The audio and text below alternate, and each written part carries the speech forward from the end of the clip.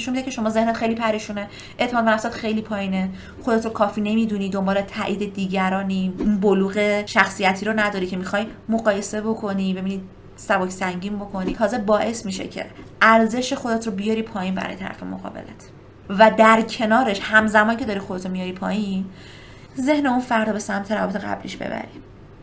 و کم کم هم تو بی ارزش شدی واسش، دیگه به چشمش نمیای، هم تو هی احیا کردی اون روابط گذشته‌شو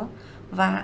فکر نمیفته که بذار زنگ بهش بزنم. که شما یه سری اطلاعات کلی در مورد گذشته‌اش داشته باشی کاملا حق شماست و البته مهمترین چیز اینه که اول رابطه این سوالا پرسیده بشه. اگه اوکی نبودی با جواباش، خب رابطه رو ادامه نمیدی، ولی اگه ادامه دادی نباید دیگه سوالاش به گذشته‌اش بپرسی. ولی اینکه شما وارد جزئیات میشی که اون چه رفتاری داشت، اون این کار میکرد، اونو کجا برده بودی، اونو واسش کادو چی گرفته بودی، به اونم این صحبتو کرده بودی، به اونم این ابراز علاقه داشتی،